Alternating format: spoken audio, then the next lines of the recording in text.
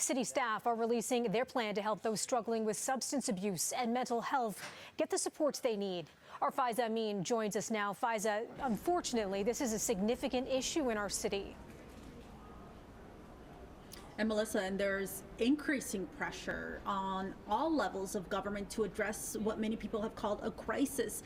The City of Toronto's response, detailed here in this report, Our Health, Our City, a mental health, substance use, harm reduction, and treatment strategy for Toronto. As we know, part of this report not only talks about the plans on what is needed to address this issue, but also how bad Torontonians are really struggling. The city saying that there's a drug toxicity crisis that is intensifying since 2015.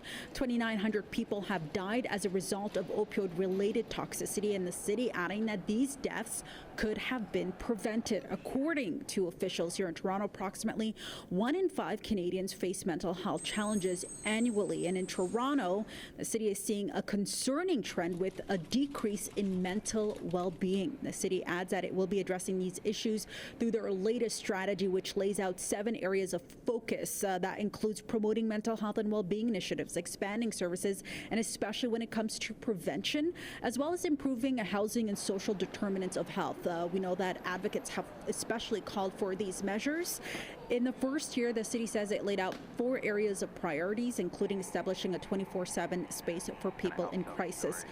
But there's a funding request that will be made to both the provincial and federal governments. The city saying it is hopeful and confident they will be receiving this support. Here's more from the press conference. I am feeling hopeful and confident that the province and the feds will see the work the city put into this, and they will come to the table. Again, it's not only the feds and the province, but also to hospitals are listed here, social agencies are listed here, and many city departments are listed here. So it's really all hands on deck, because realize that we are in a crisis situation and something needs to be done.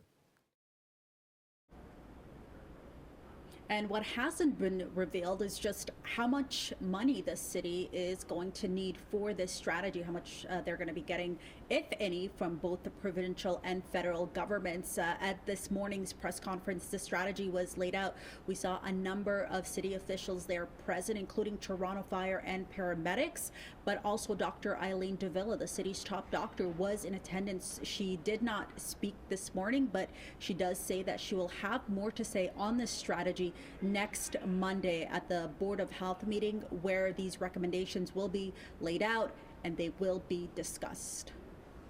The City of Toronto working on a new strategy to help those dealing with substance abuse and mental health. Thanks for that, Faiza. Looking forward to updates when we hear from the city again next week.